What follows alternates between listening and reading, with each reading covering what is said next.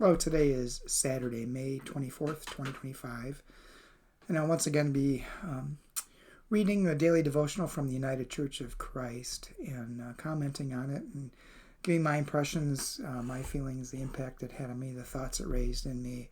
Not particularly presenting a Christian message, but using a Christian text as a jumping off point for discussing our lives together in this world, and maybe even touching on how it intersects with other and no faith traditions. The devotion for today is entitled Accidental Cannibals, and it's written by Chris Marichuk. And Chris bases the devotion upon Galatians chapter 5, verse 15 from the Common English Bible. But if you bite and devour each other, be careful that you don't get eaten up by each other. And then Chris writes, I've been extra snappy lately. I'm more on edge, more easily frustrated. My tolerance for missteps and mistakes, mine and others, is way low. There's this persistent undercurrent of irritability. I'm primed to lash out and bite at someone. Every comment feels like criticism, and I quickly move from defensive to offensive. I don't think I'm the only one feeling this way. I often witness this online, too often in exchanges between church people. Sometimes, even when folks are in agreement, they start snapping at each other. Hungry for a fight, we bare our teeth and start gnashing, chewing someone out. Then others catch the scent of the meal and pile on, nipping and biting until everyone is all eaten up. The body of Christ devoured and consumed by hundreds of bites from its own teeth. I'm not longing for some kind of performative civility. I'm longing for grace, some empathy, compassion, restraint. No, don't stay silent. Yes, respond, call out, call in. But I need to pause a hot second and check if I'm fixing my mouth to speak or to take a bite out of someone.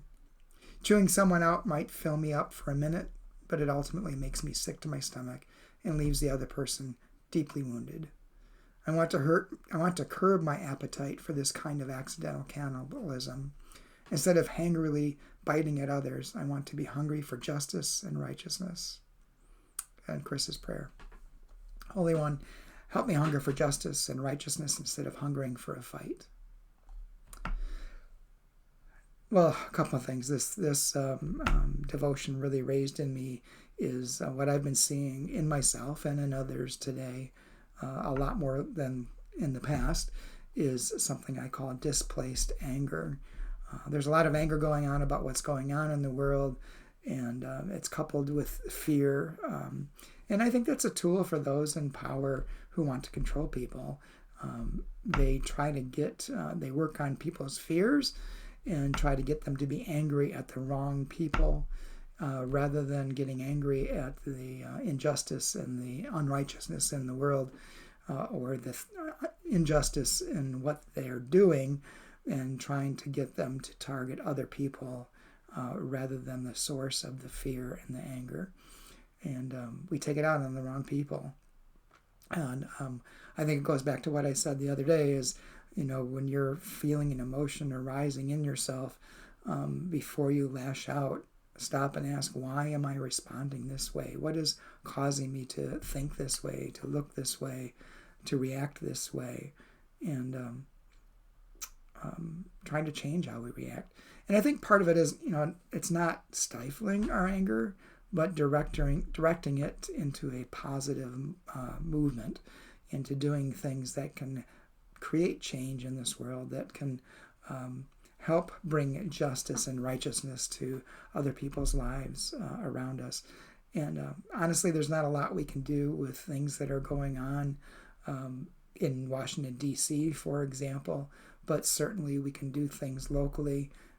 We can call our representatives and give them some advice and tell them what we're doing and how we think they ought to be acting and the things that they're missing, or congratulating them if they're doing good things, encouraging them to continue doing those things.